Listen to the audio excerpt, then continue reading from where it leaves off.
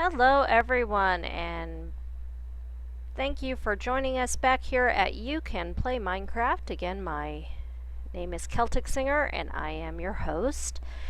And in the break between episodes, I had a little bit of a scare. Almost thought I'd lost our spawn point. And it just kind of goes to show that you need to be really, really careful when you decide you're going to go off exploring, because it's very easy, especially in a biome like this where the trees are so close together, to get completely and totally lost. So, yeah, just a good idea to kind of, at least until you know you've got a good base established. There'll be some ways that you can find your way around a little bit better, but they require having found some different types of ores and creating some different types of tools that we'll cover in later episodes. So yeah, just be really, really careful when you first get started, especially if you've established yourself a base, if you've gone to the trouble of creating a farm and building some items. You don't want to lose those, especially not early on. So just watch where you wander. Alright, promised you in this episode we were going to get into mining, and so we're just going to jump right in. Now, as you'll notice, there's different types of blocks that you're seeing here in this area. We've already covered the wood blocks. We've covered them pretty completely, and I am so happy because this tree that I just knocked down, this dark oak, dropped tons of dark oak saplings, so now we're going to be able to plant some more of those. Very exciting. I love dark oaks. Over here, we have these nice little tan blocks. They are sand, because obviously we're on a beach. We have sand. Sand is very easy to break. You can break it with your bare hands. Pick it up. Sand is not really useful as a building material for this reason that I will show you. So, for example, say I'm going to break this sand block right here. That sand block falls down. That will continue.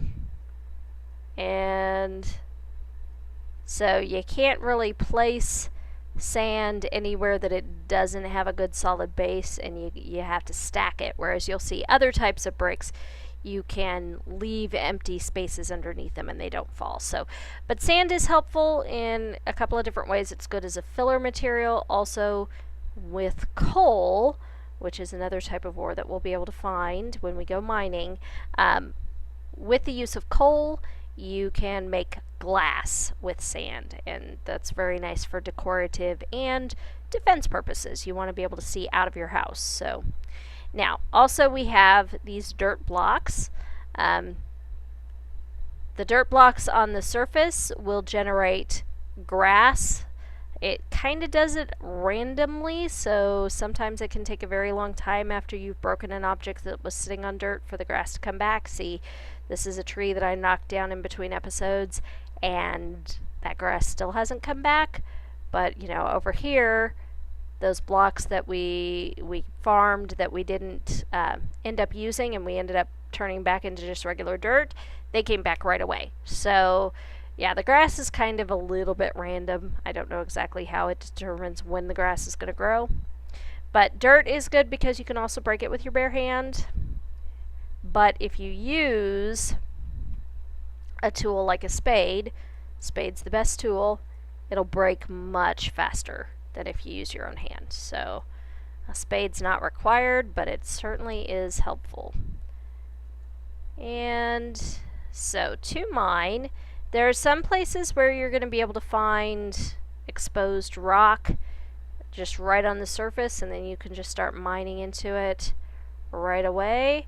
In other instances, you'll have to kind of dig. Aha, there we go. Until you find some stone. The best ore is usually going to be found near stone blocks. So I'm just going to clear out some of this dirt to make a little area where we can mine. Okay, now with stone, you need to use a pickaxe with stone. Technically, you can break stone with your bare hand, but you don't get anything useful if you do it that way. Okay, you have to pound on the rock for so long that in the eyes of Minecraft, you've completely pulverized that rock and it is now useless. Whereas if you use a pick to mine the stone, then you get a building material known as cobblestone. Cobblestone is good. Cobblestone is more durable than dirt, so harder to break through if you decide to go up to higher level mobs. It's a visually striking type of ore, so that way, if you're building something and you want it to stand out, the cobblestone's a very decorative ore to use. But mainly, you're just going to use cobblestone to build a lot of stuff because you're going to generate a lot of cobblestone when you mine. Because you basically just have to sit here and break blocks until you find something interesting. So, we'll do that for a little while here.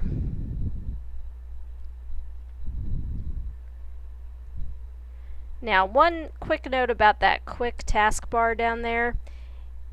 Technically, you can use your scroll wheel on your mouse to move between items, so you can just scroll from one item to the next. When a computer is lagging, like mine does when I'm making videos, sometimes the scroll wheel doesn't really respond or doesn't respond very fast.